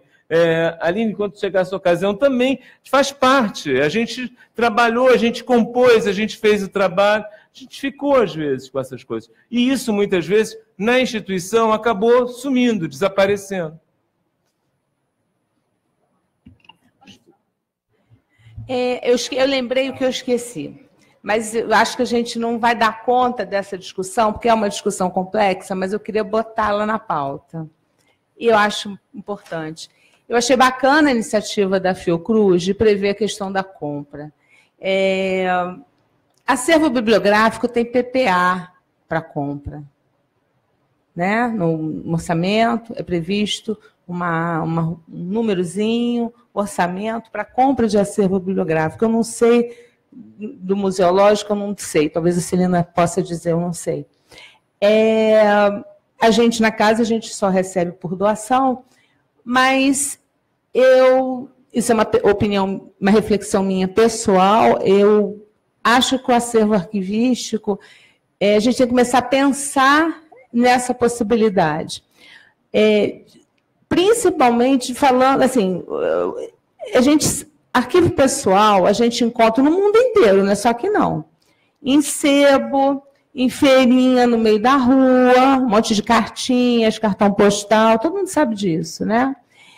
E você não fornecer os mecanismos para uma instituição que tem missão de preservar e dar acesso a arquivos pessoais, não fornecer todos os mecanismos, você acaba engessando essa instituição de alguma forma. O arquivo privado, ele é privado. A pessoa pode fazer o que quiser com ele, enquanto não for ou ingressar dentro de uma instituição, ou não for identificado como de interesse público social. Ou seja, a Luciana, quando ela se aposentar, ela pode vender o arquivo pessoal dela, Vitor. Então, não. Não, tudo bem. Não. Pois é, mas então, Não, mas é isso que eu estou... Pensa bem, o que eu estou propondo é que acho que a gente devia retomar essa discussão que aconteceu, você falou nos anos 80, né, Vitor? Né? À luz anterior... O Arquivo Nacional não compra nada que eu saiba desde o final da Segunda Guerra Mundial. Não, tudo bem. Então, é o que eu estou... A minha proposta é da gente, talvez o próprio Arquivo Nacional, fazer uma mesa para a gente discutir isso, trazer o arquivo da cidade, que, pelo visto, tem uma prática de compra, procurar saber. Eu acho que isso aí a gente tem que trazer para a mesa, para pegar e discutir. Era isso que tinha ficado. Porque, olha só, eu, por exemplo, eu sou radicalmente contra empréstimo de acervo arquivístico para exposição. Dane-se se você vai segurar em 20 milhões de dólares. Se o avião explodir, acabou. Com 20 milhões de dólares, você não tem aquele documento de novo. Entende? Então, essa é uma outra questão. Eu sou a favor de fazer uma super reprodução maravilhosa, gastar milhões de dólares para fazer uma reprodução. Agora, um documento arquivístico que é único, e não é único porque é único por tudo. Ele não tem valor. Mas não é porque ele não tem valor, porque o valor dele é zero. Porque eu não consigo nem mensurar esse valor. Então, só para botar isso em pauta de discussão. Vamos abrir para mais uma, assim, mais rápido. O Leonardo está inscrito, está desde a outra vez, não sei com quem está o microfone. Com a Cristina. Eu também queria fazer uma depois, no final.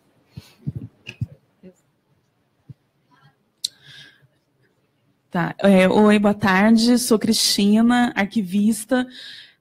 Apesar de lotada, enfim, sou da Funarte, lotada no SEDOC, cedida aqui para o Arquivo Nacional há 3 anos. E eu queria falar, Aline, puxando numa questão que você comentou, você e o Vitor, né? 2 questões, dos objetos tridimensionais e você sobre essa questão da gente ir atrás. Eu queria rapidinho contextualizar a história do SEDOC, porque muitas pessoas não conhecem.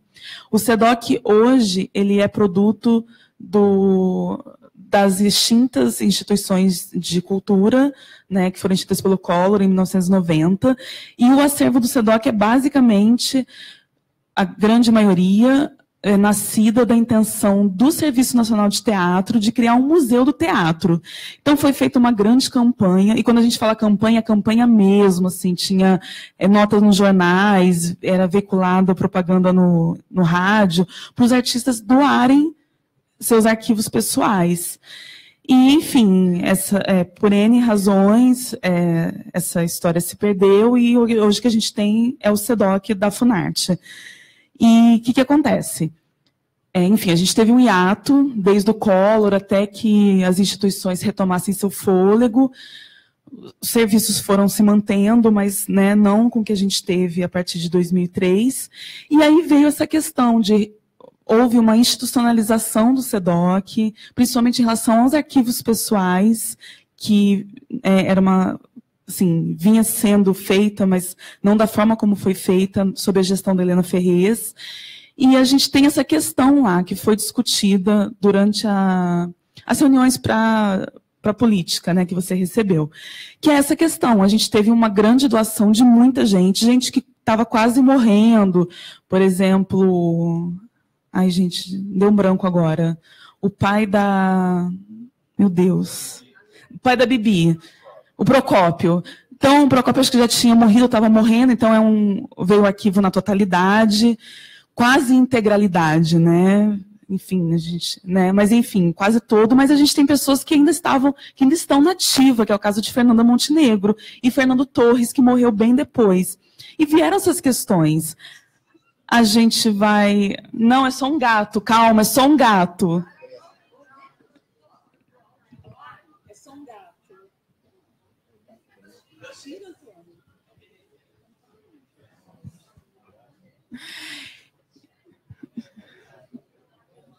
Pronto, saiu, gente.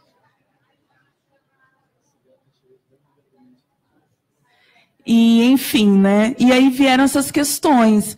Fernanda Montenegro, por exemplo, que é uma pessoa que ainda está nativa, que doou uma parte do arquivo dela, junto com Fernando Torres, para o SEDOC. A gente poderia ir atrás deles e tal.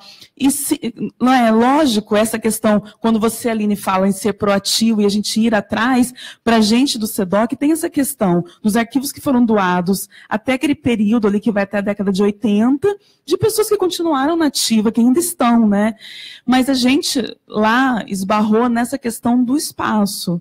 O SEDOC da Funarte hoje funciona num prédio inapropriado para documentação, que é provisório desde 90, mas que ainda é provisório, e numa situação que a instituição ainda não conseguiu definir. Então, hoje nós esbarramos nessa questão que a Lúcia bem lembrou, de ter um espaço físico, né? Você poder receber, você poder dar o tratamento técnico e poder dar acesso, que é o mais importante, né?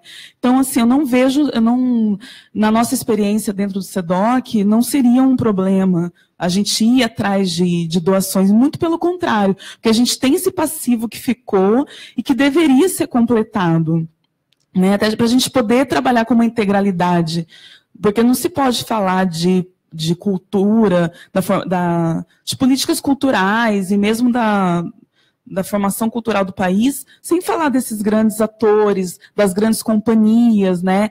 E aí não só os arquivos pessoais, mas os arquivos privados, das companhias teatrais, das companhias de música, de dança, que também são contemplados no acervo do SEDOC.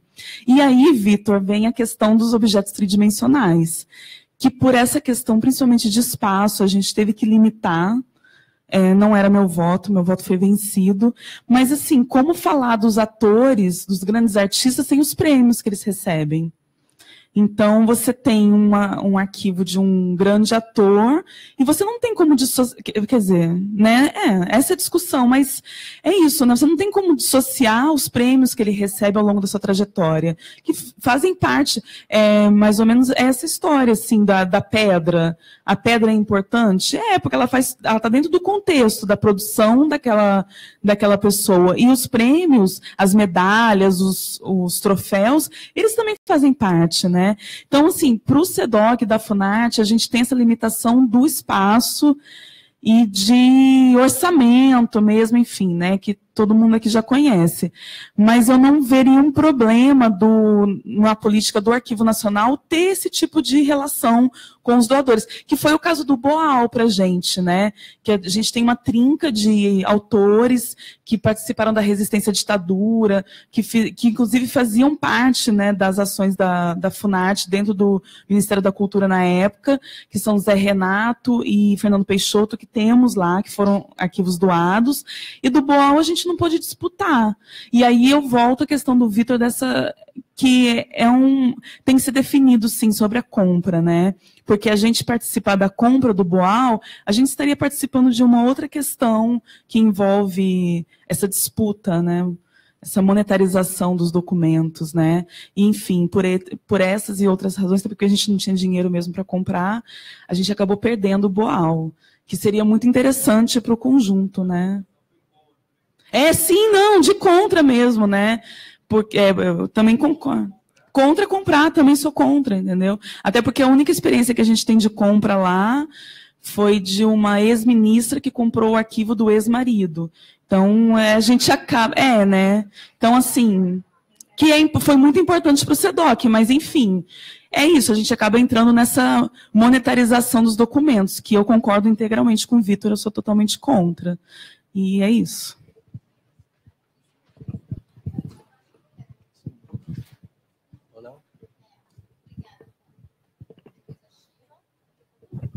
Alô, boa tarde, estão me ouvindo? Queria parabenizar a mesa, que estou revisitando uma parte profissional bastante importante da minha vida, que eu trabalhei com a documentação privada aqui do Arquivo Nacional Textual, junto com a Carolina, a Aline, a Beatriz, a Ana Lúcia, que estão aqui na plateia. Sou historiador, não sou arquivista, aprendi muita coisa nesse meio tempo, e eu sou totalmente a favor de que o Arquivo Nacional receba documentos privados. Por quê?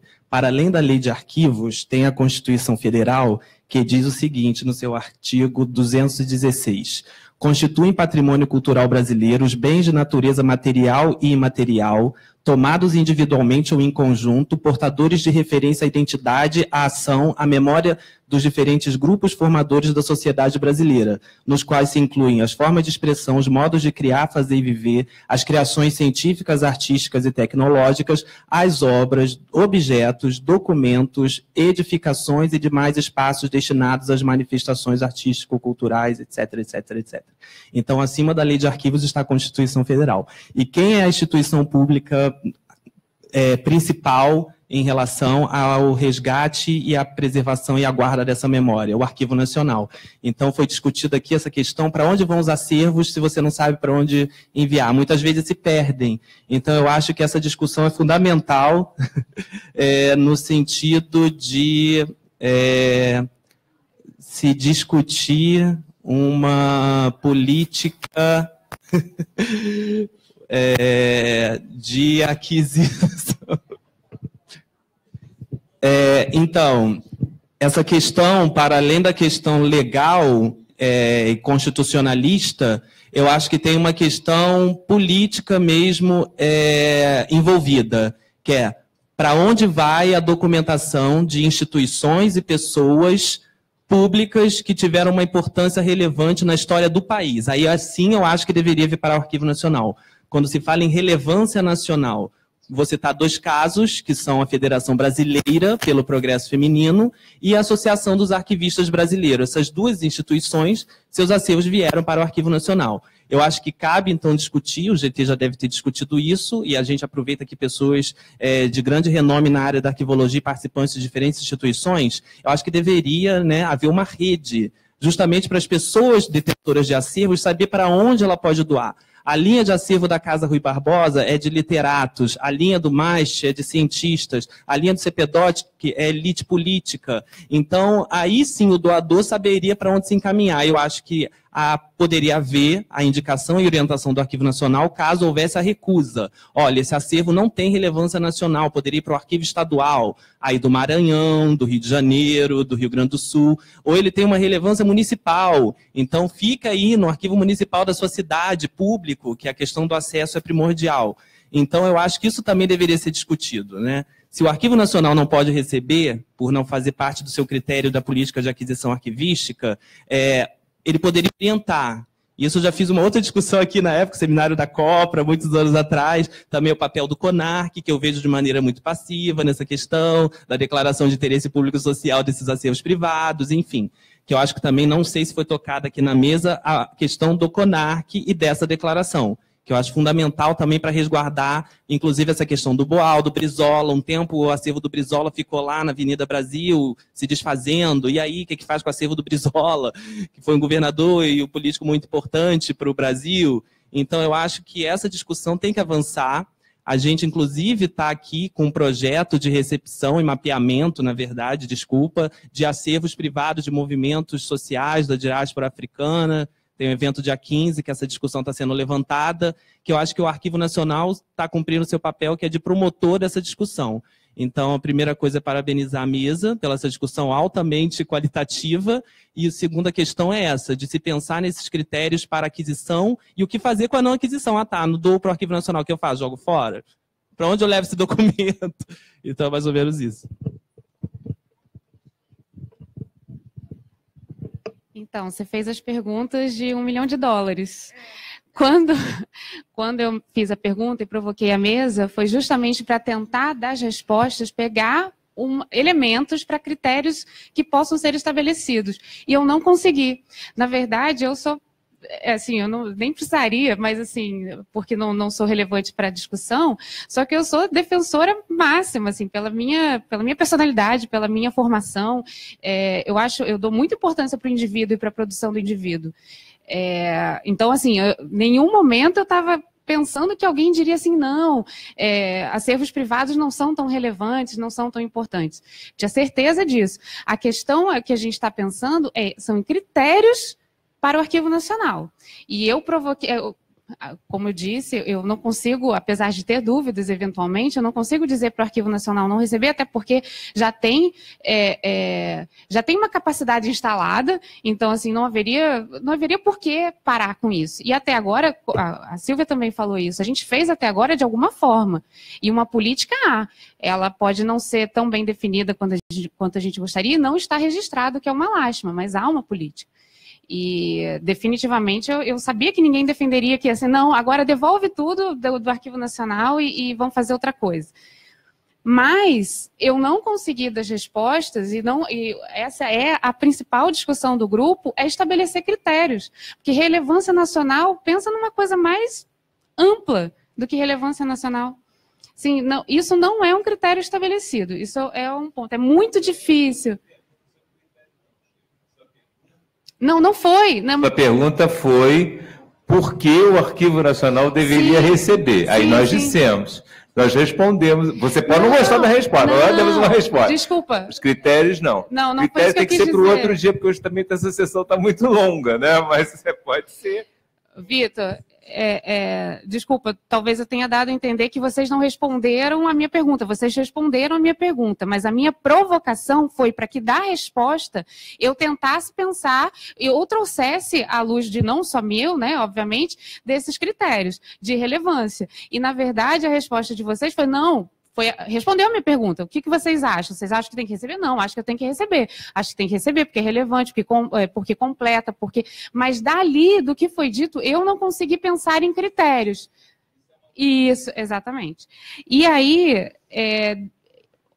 eu anotei umas coisas assim, a questão da representatividade, porque muito se falou da questão da representatividade, de ter a questão institucional, de ter a representatividade de não ser só arquivo de homens, e isso tem uma discussão enorme que pode ser feita a partir disso. Então, como a gente garante essa representatividade? Pelos critérios. Porque tudo que a gente está pensando aqui é para pensar em critérios, para estabelecer critérios que a gente possa registrar. E essa, eu acho, que é a grande dificuldade do GT. E é talvez a grande dificuldade de todo mundo, porque no fundo, a gente vai acabar continuando sendo cada caso é um caso. E quando, mesmo tendo uma comissão, o que torna a coisa mais democrática e mais bem pensada e mais estruturada, vai ser cada caso é um caso. A gente, então, talvez não tenha agora a missão de dizer critérios de relevância. Talvez a nossa missão seja falar como vai acontecer administrativamente. Por exemplo, a questão da autuação, que já ocorre, a questão de... A gente tem um termo de entrada e um termo de doação, que são consecutivos. A gente já tem uma lógica, talvez seja uma questão de registrar. Os critérios de relevância é que eu realmente não consigo... E todo mundo com quem a gente já conversou, assim, é muito difícil definir. Talvez para as outras instituições que estão na mesa, isso seja um pouquinho mais simples. Para a gente é muito difícil, porque se a gente disser que a nossa linha de acervo é uma coisa muito complicada para o Arquivo Nacional. O Arquivo Nacional é nacional. Exatamente. E aí tem só mais uma coisa. Olha só, a gente tem 25 minutos. Deixa eu só levantar mais uma coisa, a questão da Ana. legitimidade do doador. E aí vai também ao encontro do que o Vitor falou. Como que a gente garante a legitimidade do doador?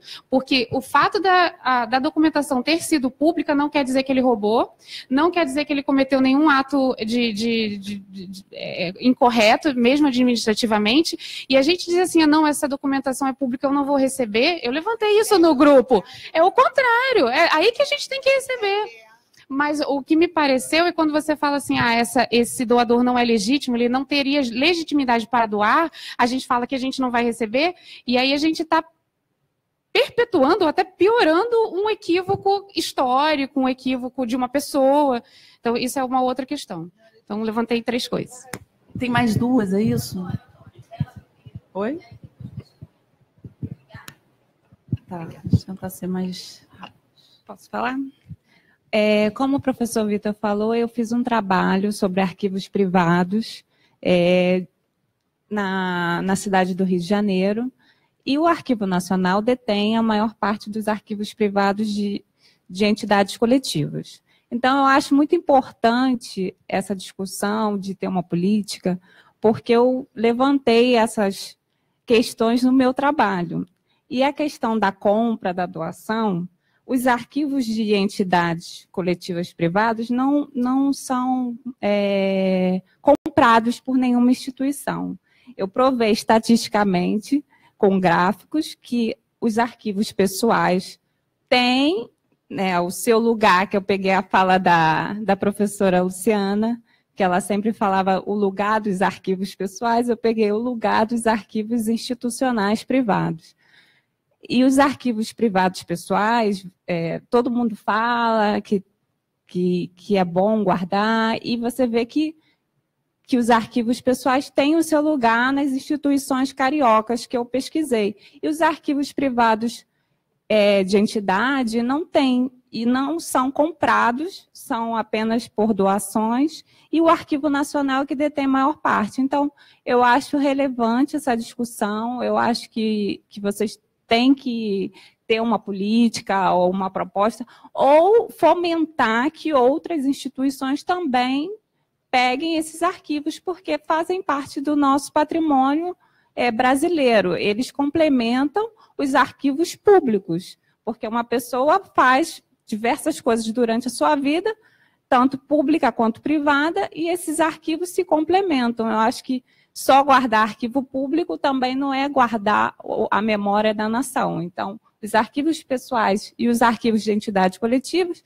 têm esse papel dentro da sociedade e deve ser visto pela instituição maior arquivística do país, como o Arquivo Nacional. Então, eu parabenizo a mesa e a Aline por essa iniciativa.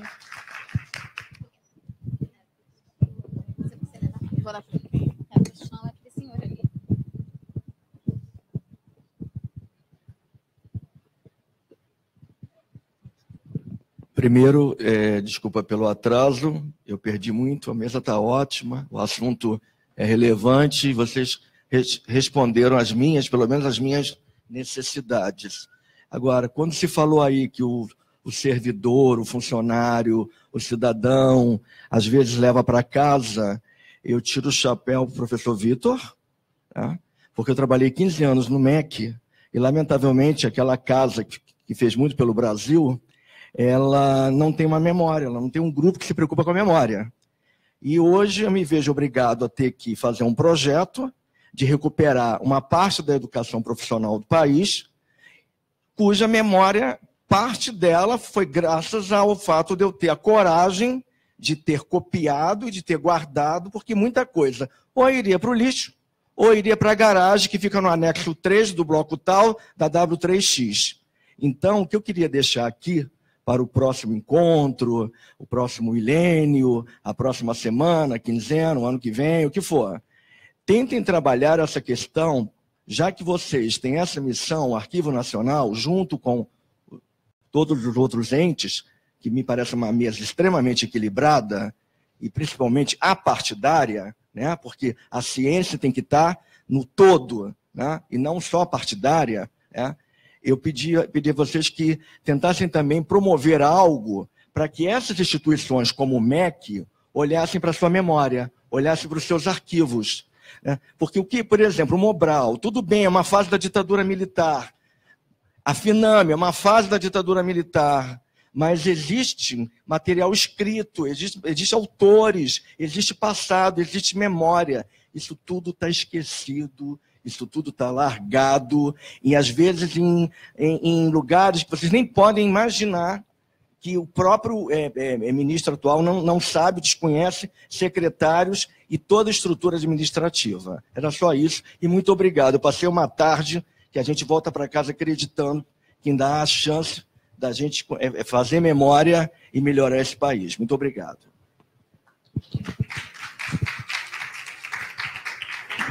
Eu estava inscrita também, é uma questão muito rápida, é uma posição que a gente tem aqui dentro do arquivo, não é a minha, mas é uma posição que está colocada, é de que o Arquivo Nacional só aceitasse como doação arquivos que fossem antes declarados de interesse público e social pelo CONARC. E aí eu queria só colocar essa questão aqui, se vocês quiserem dizer que são contrários ou a favor.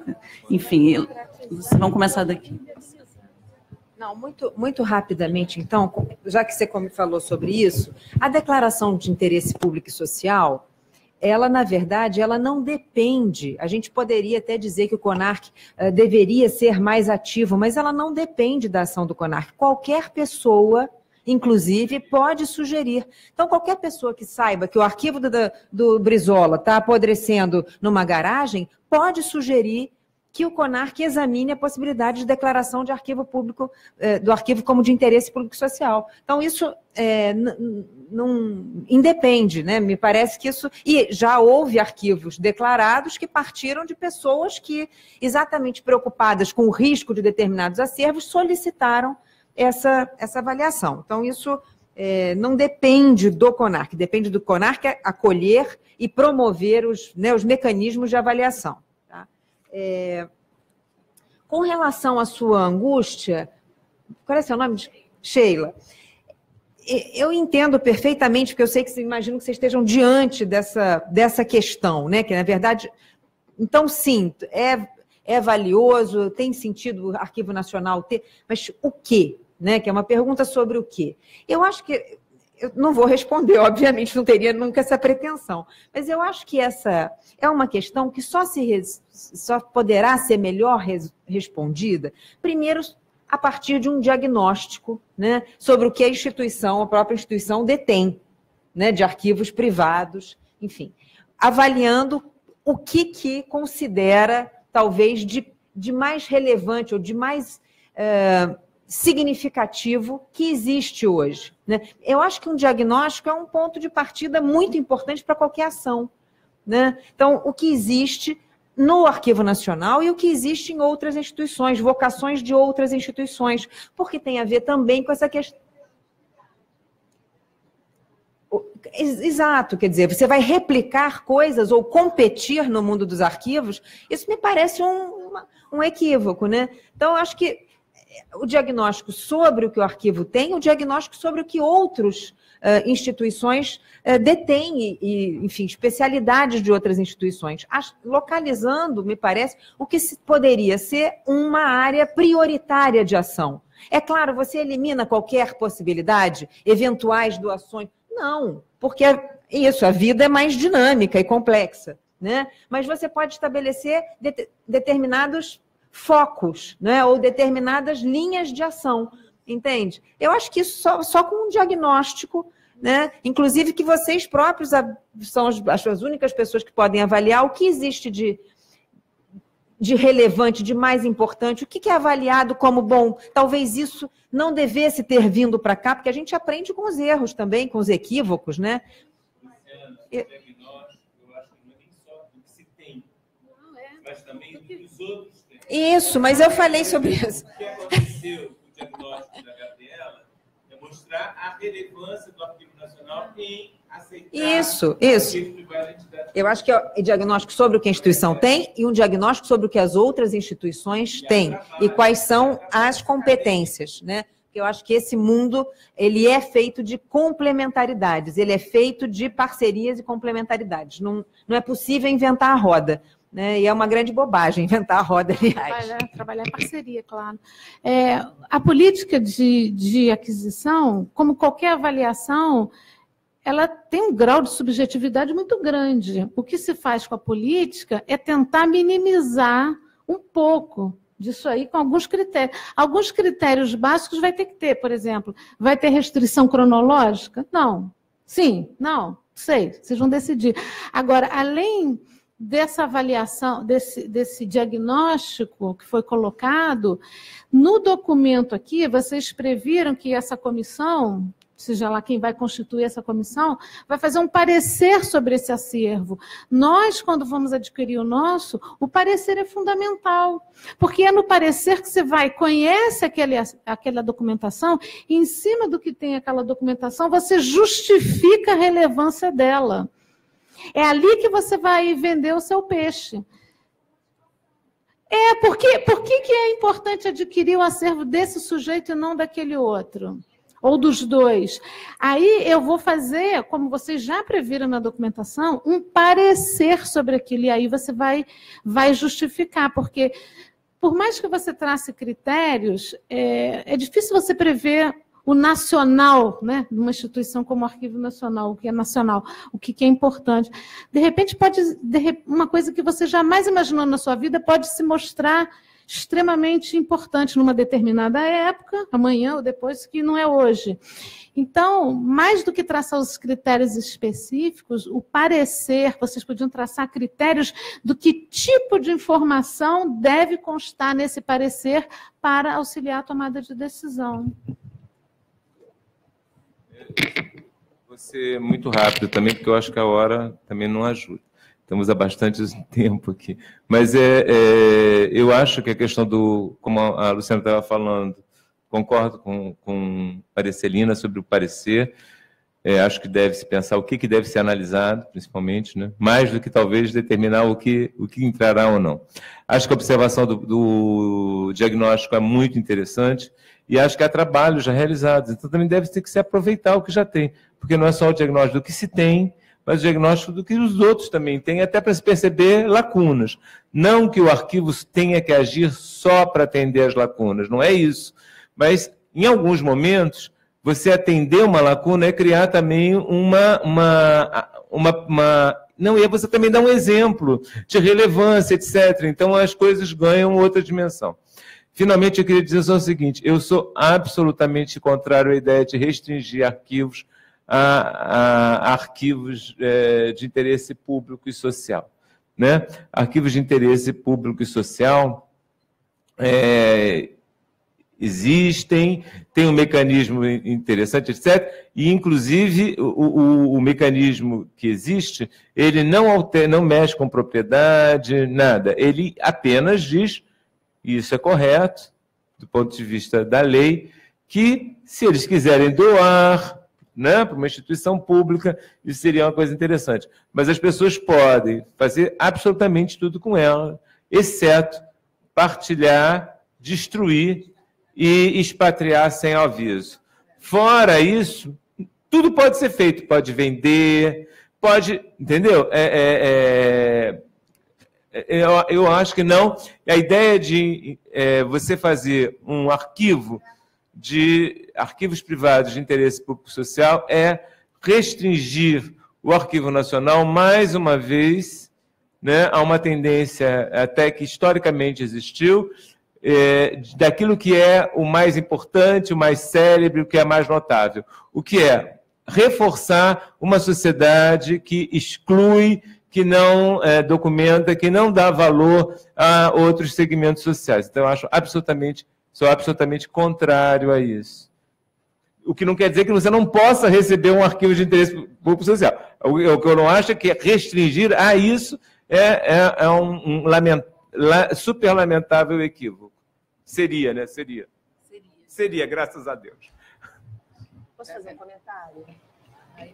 Ô, Sheila, deixa eu fazer um comentário, pelo que eu entendi da sua fala, da legitimidade de uma doação. E isso em relação a documentos públicos dentro de um arquivo privado?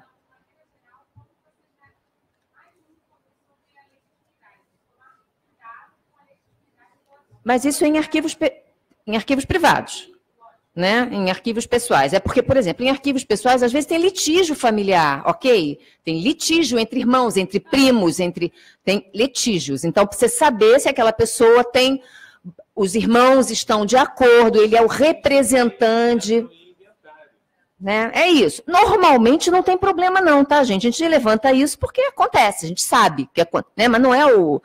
E no caso de já ser uma documentação que venha pela mão de um terceiro, aí mais ainda o cuidado de você ter. Mas não tem nada a ver, porque não tem nada a ver com relação aos documentos de caráter público dentro dos arquivos privados, né? Porque eles foram privatizados, então, não tem nada a ver. Eles vão continuar sendo do arquivo pessoal daquele titular e a questão da legitimidade se coloca da mesma maneira. Não, se for uma instituição privada... Uma instituição... Claro, do roubo não. Uma instituição privada que receba uma documentação privada, que mistura em si documento público e continua com ela, está responsável penalmente por isso. Tá? É diferente se uma instituição pública recebe uma documentação pública mesclada num arquivo privado. Tá? Então o CEPEDOC, como é que o CEPEDOC se relaciona com o Capanema, por exemplo? Ele está juridicamente... Nunca vi ninguém ser preso por isso. Eu tá? não sou policial. O que eu estou dizendo é o seguinte, do ponto de vista legal, a documentação pública jamais deixará de ser pública. Agora, uma documentação privada, quando ingressa numa instituição pública, ela passa a ser pública também por propriedade. É por isso, inclusive, que uma instituição pública recebe um arquivo privado, não pode ficar com ele 20 anos e depois dizer, não quero mais, e vou dar. Não pode, porque ela é pública. Aquela documentação já é pública por propriedade, né? E não poderia se desligar do acervo assim. Então, o que eu estou dizendo é o seguinte, não estou querendo discutir caso concreto nenhum, mas uma documentação pública num arquivo privado, quando ele vai para uma instituição pública, passou a ser pública e, de certa forma, lavou-se o pecado da apropriação indébita, entendeu? Agora, se vai para uma instituição privada, uma instituição pública, gente... Isso é completamente contrário ao que determina a nossa legislação, que diz que o documento público é imprescritível, a propriedade pública é imprescritível. Daqui a 400 anos, se você souber que alguém está com um documento que era público, está errado. Se vai ser punido ou não, isso passa por uma série de outras coisas. A gente não vamos discutir, mas não é correto.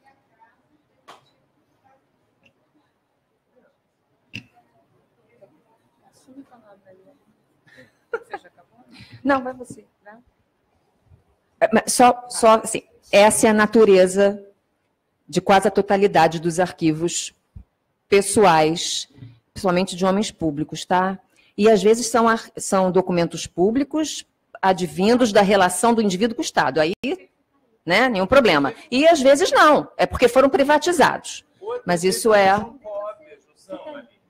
O caso do Capanema, não são cópias. Eu não sei o caso do Capanema. Agora, eu sei de vários casos de arquivos, e é muito comum em homens públicos, que eles, inclusive, copiam. Eu estou pensando aqui numa pessoa que está viva, graças a Deus, eu gosto muito, etc., mas que algum dia pode ser que depois... Aí vão dizer que ela estava com documentação pública. Não estava. Se eu estiver vivo, vou gritar que não. Ela dava papel especial para ter uma outra cópia de toda a documentação e levou para casa direito dela.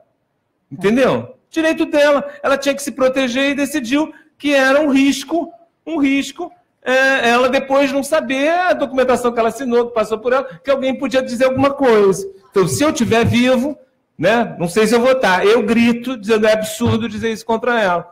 Essa coisa era privada. Se a instituição não guardou a cópia que deveria, porque isso é bem provável que aconteça, né? Lamento, foi um erro da instituição, não dela, entendeu? Então, essas coisas são muito complicadas. Eu morro de medo desses troços. As minhas experiências, inclusive com documento, apropriação de documento público, é muito complicado, porque em alguns casos há evidentemente dolo, a pessoa roubou, etc. Em outros casos não houve dolo. O que acontece é que você está saindo ali do seu órgão e você vê que o órgão jogou fora a documentação, entendeu? Aí você, até preocupado com isso, você pega a documentação. Daqui a 40, 50 anos, as pessoas começam a dizer que você roubou a documentação. Ora, vai pensar outras coisas. Né? Lúcia. Oi, gente. Então, só para responder, eu falei, não deixei o Leonardo beber água, para dizer o seguinte... eu vou fechar. A Casa Rui Barbosa, ela foi criada para preservar o arquivo, biblioteca e a casa e a propriedade intelectual do Rui Barbosa, que foi um dos maiores nomes da política do nosso país. Então, ela nasce com essa vocação. E depois, como já foi falado, no contexto histórico, tem um acordo tácito, né? Que aí a Casa Rui começa a receber arquivos de políticos e juristas brasileiros de destaque. E o CEPEDOC com o pós-30, né? Então, como também a Luciana falou, as instituições mudam. Né? O Arquivo Museu de Literatura foi criado e aí a Casa Rui começou a receber os arquivos de escritores.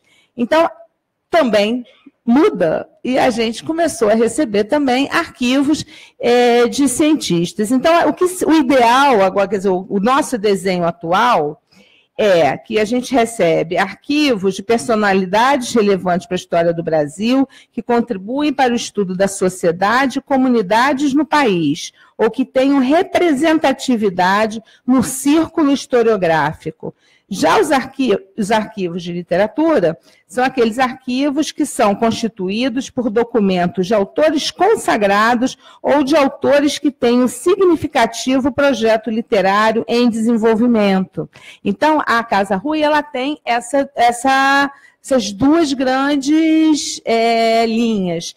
E, Sheila, eu queria te sugerir, aliás, para o grupo, eu queria sugerir 2 textos da Laura Miller, que é uma teórica canadense, que estão disponíveis na Arquivária, eu não sei os títulos, mas ela fala do projeto do Canadá, a Luciana fala, do Total Archives. O Canadá, por um determinado tempo, teve esse projeto e depois eles viram que era inviável continuar com esse projeto. Eu acho que é um texto interessante para o grupo ler, para uma reflexão. E, só do ponto de vista de metodologia, eu acho que a MASH a gente usou o MASH como referência. Nós, quando fomos fazer a nossa política de aquisição, nós buscamos instituições, quer dizer, no Brasil e no mundo, que tinham perfil da nossa instituição e buscamos a metodologia que eles utilizaram, aí vem os critérios, os procedimentos. Então, a minha sugestão é que também vocês busquem nos arquivos nacionais que tem isso, né, definido, e usem também como fonte secundária, tá bom? Bom, gente, são 5 horas. A gente começou achando que tinha tempo pra caramba, né? Começou 1 hora, bom, muito tempo, imagino, vai dar para discutir, vamos acabar antes. E eu acho que é uma discussão boa, que rende muito. Acho que daria para a gente fazer outros eventos, né? Eu queria mais uma vez agradecer demais a todos vocês assim, que vieram discutir isso com a gente, esse tema com a gente. A gente ficou no GT muito tempo assim, poxa, mas a gente está chamando o pessoal para uma consultoria, assim, né? E foi super importante, né, contar com vocês aqui. Eu pelo menos vou embora assim, cheio de ideias, com certeza. E eu terminar com uma questão que a Aline colocou aqui no começo, que eu achei ótima, que esse exercício de criar diretrizes e critérios para o trabalho que a gente faz, ele é importante, não só pelo produto, né, pelo trabalho final que a gente vai elaborar, mas eu acho que principalmente pelo exercício. Assim, esse evento aqui hoje, sim, eu vou embora super feliz, eu acho que o GT já está valendo demais, assim, pelo exercício mesmo que a gente está fazendo, né, enfim, de debater, de expor as ideias, de trocar ideias. Eu acho que é isso. Obrigada a todos.